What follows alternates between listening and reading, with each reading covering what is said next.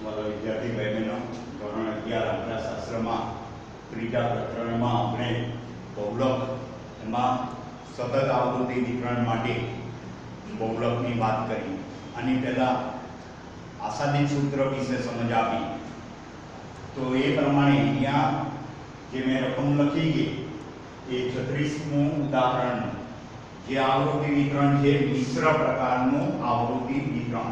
मैं तमने कह્યું હતું કે જ્યારે મિશ્ર આવૃત્તિ વિતરણ હોય ત્યારે બહુલકનું આસાદિત સૂત્રનો ઉપયોગ કરી અને આપણે બહુલક શોધી શકીએ। અહીંયા તમે જો તો આ 3 1 2 3 અવલોકનો આપ્યા એટલે આટલું અસતત આવૃત્તિ વિતરણ છે અને બાકીના વર્ગો આપ્યા એટલે આટલું સતત આવૃત્તિ વિતરણ છે। તો આવી પરિસ્થિતિમાં તમારે શું કરવું પડે?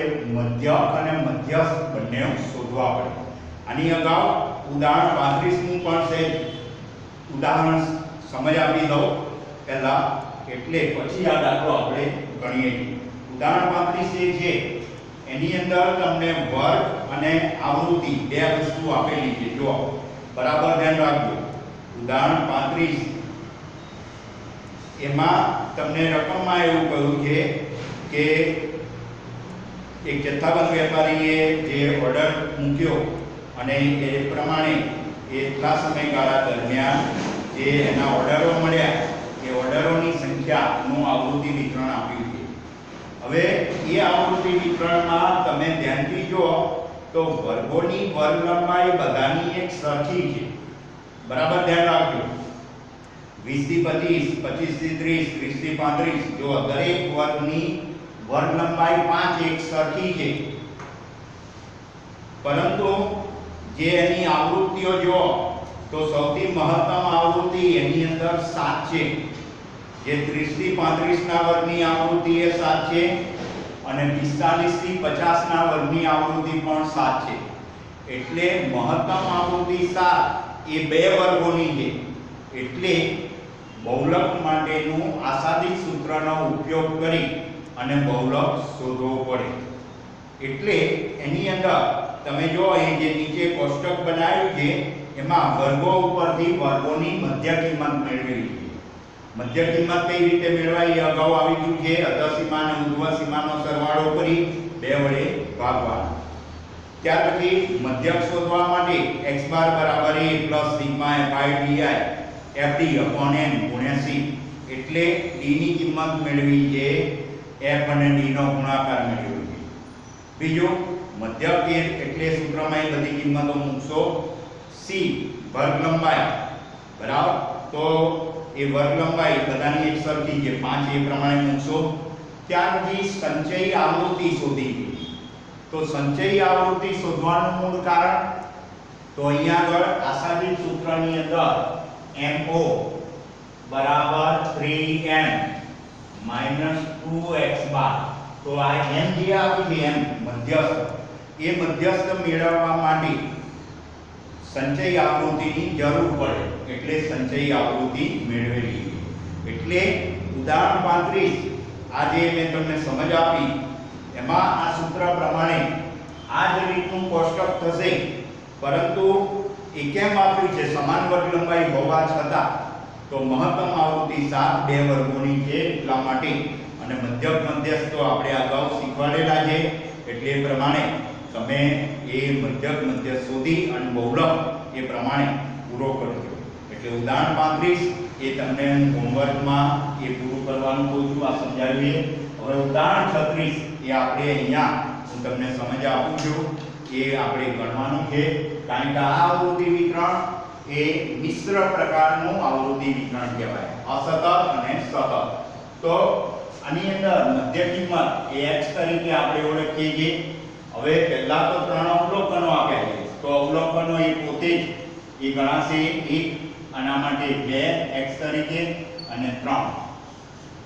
હવે જે ચોથું જે 4 થી 7 આ વર્ગ આપી છે તો એની મધ્ય કિંમત 4 અને 7 નો સરવાળો કરીશું 4 + 7 11 11 ભાગ્યા 2 તો 5.5। એવી રીતે 7 અને 10 નો સરવાળો કરશો તો 17 17 ભાગ્યા 2 8.5। એવી રીતે 10 અને 15 નો સરવાળો કરીશું તો 25 થશે. 25 ને 2 વડે ભાગશો તો 12.5. આ રીતે મધ્ય કિંમતો મેળવી.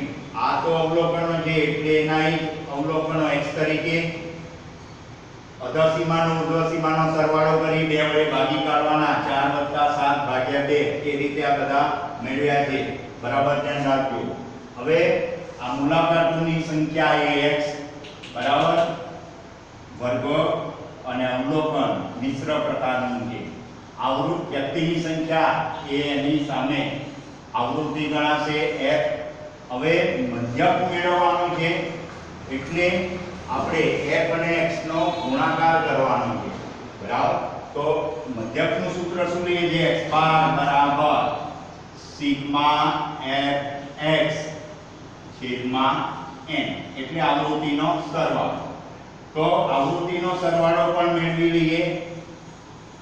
આ 7 11 18 9 4 1 આ બધાનો સરવાળો કરી દઈશું તો એ સરવાળો 50 આવે છે. n કેટલા થશે? 50. હવે આવૃત્તિ f અને મધ્ય કિંમત x આ બેનો ગુણાકાર. કારણ કે fx f ગુણ્યા x સિગ્મા fx એટલે f અને x નો ગુણાકાર કરી અને એનો સરવાળો મેળવવાનો. એટલે 7 * 1 7 11 * 22 18 * 54 और 9 गुण્યા 5.5 કરવાના તો એનો ગુણાકાર આવશે 49.5. ત્યાર પછી 8 ગુણ્યા 8.5 ગુણ્યા 4 f4 અને 8.5 એ બેનો ગુણાકાર કરશો એટલે ગુણાકાર આવશે 34. ત્યાર પછી 12.5 અને 1 નો ગુણાકાર કરશો તો 12.5. આ રીતે fx નો જવાબ મેળવી લીધો આપણે. બરાબર. હવે fx નો જવાબ મેળવી લીધા પછી સંચયી આવૃત્તિ. તો એ સંચયી આવૃત્તિ મેળવવાની છે. તો એના માટે પહેલા વર્ગની આવૃત્તિ તો એની અગાઉના વર્ગની આવૃત્તિ 0 0 + 7 તો 7 7 માં 11 ઉમેરશો 18 18 માં 18 ઉમેરશો 36 36 માં 9 ઉમેરશો 45 45 માં 4 ઉમેરશો 49 49 માં 1 ઉમેરશો 50. આ રીતે સંચયી આવૃત્તિ શોધી કાઢી. હવે સંચયી આવૃત્તિ શોધી એક છેલ્લા વર્ગની સંચયી આવૃત્તિ 50 તો આપણી કુલ આવૃત્તિ 50 એટલે તાળો પણ મળી જાય. હવે સિગ્મા fx n. હવે આ સિગ્મા fx એટલે f અને x નો જે ગુણાકાર કર્યો એનો સરવાળો કરી દેવાનો. સિગ્મા fx એટલે 7 22 54 49.5 + 34 + 12.5 આ બધાનો સરવાળો કરી દેવાનો. તો એ સરવાળો તમે કરશો તો 179 આવે છે. 179. હવે પહેલા મધ્યક શોધી કાઢીએ. x બાર બરાબર sigma fx n. Sigma fx આવ્યો 179, n આવ્યા 50. 179 ને 50 વડે ભાગાકાર કરો તો એનો જવાબ આવશે 3.58. 3.58 એટલે x બાર આપણને મળી ગયો 3.58 મધ્યક મળી ગયો. હવે વાત કરવાની છે મધ્યક. એના માટે આપણે સંચયી આવૃત્તિ મેળવેલી છે. બરાબર. હવે અહીંયા આગળ જોઈશું આપણે તો મધ્યસ્થ n બરાબર n ભાગ્યા 2 માં અવલોકનની કિંમત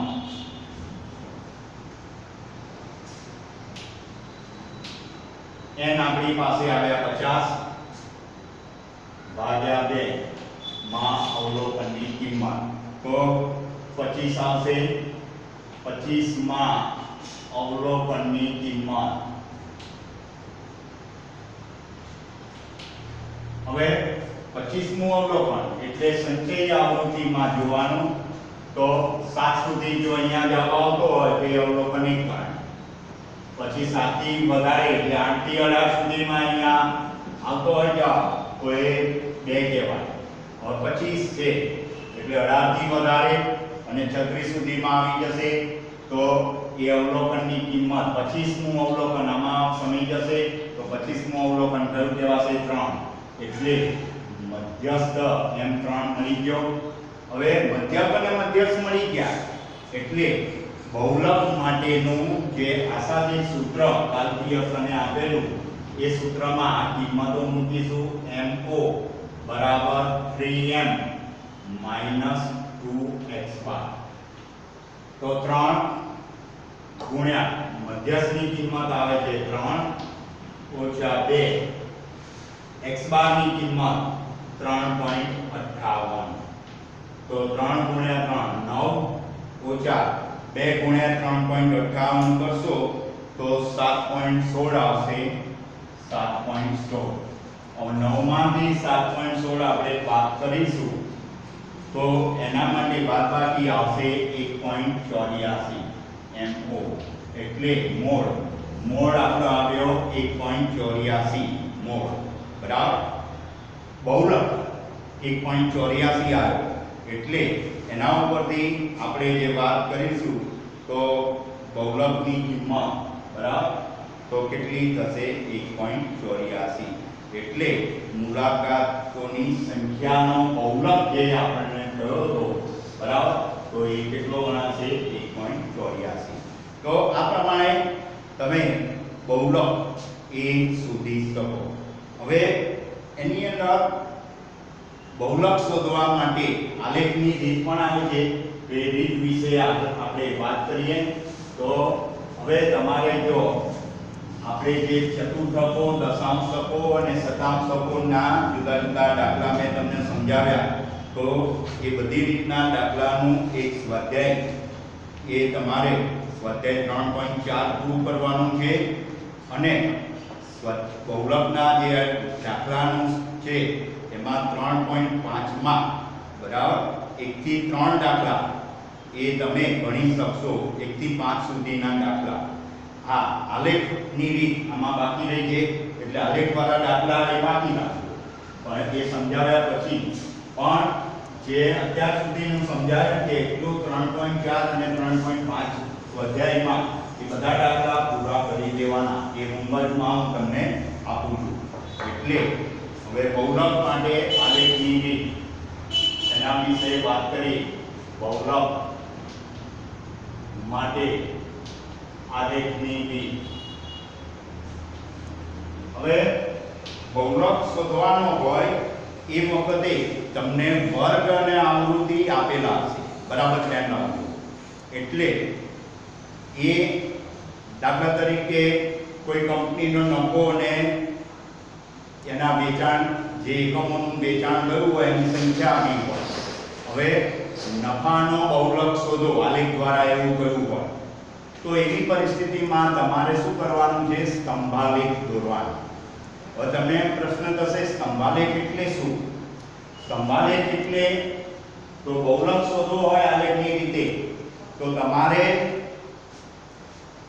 જે આલેખની અંદર આડી ધરી x અક્ષ પર શું લેવાનું છે વર્ગ સીમા બિંદુ લેવાના વર્ગ સીમા બિંદુ એટલે જેનો બહુલક શોધવાનો છે એ માહિતી વર્ગમાં આપી હશે એ વર્ગના વર્ગ સીમા બિંદુ લેવાના છે એ વર્ગ સીમા બિંદુ અને એની સામે આવૃત્તિ આપી છે તો y અક્ષ ઉપર એ આવૃત્તિ લેવાની છે y અક્ષ પર હવે જે વર્ગ સીમા બિંદુને અનુરૂપ જે આવૃત્તિ હોય એ આવૃત્તિની માપ જેટલી ઊંચાઈ લેવાની બરાબર ધારો કે આપણી પાસે આ રીતના એક વર્ગ છે 10 થી 20 પછી બીજો વર્ગ છે 20 થી 30 30 થી 40 40 થી 50 હવે આપણી પાસે ધારો કે આ 5 10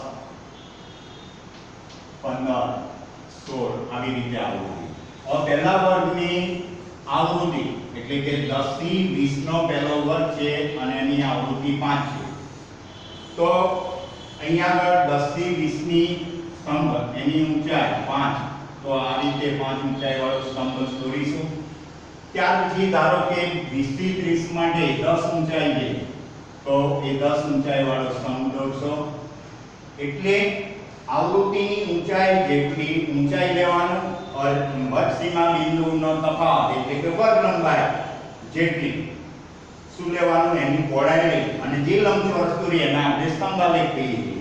હવે એનાથી આગળ ધારો કે ત્રિજ્યા 30 થી 40 માં 15 છે તો એ 15 તમે લેશો. ત્યાર પછી એનાથી આગળ ધારો કે 7 છે 40 થી 50 માં તો એના માટે તમે 7 એ બતાવશો. હવે અહીંયા આગળ એના નામ આપી દેવાના. ધારો કે અહીંયા સૌથી ઊંચો સ્તંભ પહેલા ખાસ જોઈ લેવાનો AB, એનું શું નામ આપ્યું AB, અહીંયા CD, અહીંયા EF. હવે જે સૌથી ઊંચો સ્તંભ છે એનો અધઃ સીમા બિંદુ એટલે એ બિંદુએથી એના પછીના સ્તંભના અધઃ સીમા બિંદુને જોડી દેવા અને સૌથી ઊંચા સ્તંભનું ઉર્ધ્વ સીમા બિંદુ એટલે B બિંદુને એની આગળના સ્તંભના ઉર્ધ્વ સીમા બિંદુ જોડે જોડી દેવા. બંને એકબીજાને જ્યાં છેદે ત્યાંથી એક શિરોલંબ રેખા x અક્ષ પર મેળવવાની અને આ માપ જે આવે ઉગમ બિંદુથી આ x અક્ષ પર આ જે બિંદુ આવ્યું આ લંબાઈ એ આપણે શું કહેવાશે બહુલકની કિંમત કહેવાશે. એટલે ધારો કે એને x નામ આપ્યું અથવા તો x નામ આપ્યું તો ઓથી x ની લંબાઈ એ તમારે શું કહેવાશે બહુલકની કિંમત. એટલે x અક્ષ પર વર્ગસીમા બિંદુ y અક્ષ પર આવૃત્તિ લેવાની. વર્ગસીમા બિંદુને અનુરૂપ આવૃત્તિઓની ઊંચાઈ જેટલા સ્તંભ દોરવાના. એમાં સૌથી મહત્તમ ઊંચાઈ ધરાવતા સ્તંભના અધઃ સીમા બિંદુને એના પછીના વર્ગના અધઃ સીમા બિંદુ જોડે જોડવાના અને સૌથી ઊંચાઈ ધરાવતા સ્તંભના ઉર્ધ્વ સીમા બિંદુને એની આગળના વર્ગના ઉર્ધ્વ સીમા બિંદુ જોડે જોડવાના. બંને જ્યાં છેદે એ બિંદુમાંથી y અક્ષને સમાંતર x અક્ષ પર શિરોલંબ રેખા દોરવાની અને x અક્ષ પર જે માપ આવે એ માપ નોંધી લેવાનું અને ઉગમ બિંદુઓથી એ x અક્ષ પરનું બિંદુ ધારો કે x લીધું તો x ની જે લંબાઈ આવે એ બહુલકની કિંમત. તો આપણે આ રીતે બહુલક શોધવાનો છે. તો એ હવે કોઈ વખતે તમારે બહુલકની અંદર આવૃત્તિઓ તો સરખા વર્ગ લંબાઈ હોય પણ કોઈ વખતે બહુલકની શોધતી વખતે આલેખ દ્વારા શોધતી વખતે વર્ગોની વર્ગ લંબાઈ એક સરખી નહીં હોય તો એવી વખતે તમારે સપ્રમાણ આવૃત્તિ શોધવી પડશે. સપ્રમાણ આવૃત્તિ અને x અક્ષ પર તો તમે વર્ગ સીમા બિંદુ લેશો પણ y અક્ષ પર સપ્રમાણ આવૃત્તિ લેવાની છે. તો એ સપ્રમાણ આવૃત્તિ શોધવાની તો વર્ગની આવૃત્તિ ભાગ્યા વર્ગ લંબાઈ જે તે વર્ગની વર્ગ લંબાઈ ગુણ્યા ન્યૂનતમ વર્ગ લંબાઈ. આ સૂત્ર પ્રમાણે તમારે સપ્રમાણ આવૃત્તિ શોધવાની. એટલે અહીંયા શું થશે કે આની જેમ બધા સ્તંભોની પહોળાઈ સરખી આવી સમાન વર્ગ લંબાઈ હતી તો પણ અસમાન વર્ગ લંબાઈ હોય ત્યારે સપ્રમાણ આવૃત્તિ લેશો એટલે એની અંદર સ્તંભોની પહોળાઈ બધા સ્તંભોની પહોળાઈ એક સરખી નહીં આવે કારણ વર્ગ લંબાઈ અલગ અલગ છે જુદી જુદી એટલે કોઈ સ્તંભ પહોળા પણ આવશે બરાબર બધા સ્તંભોની પહોળાઈ એક સરખી નહીં આવે. એટલે આ સૂત્ર પણ તમારે યાદ રાખવાનું. એ ફરીના ભાગમાં આપણે આના વિશે વાત કરીશું. Thank you.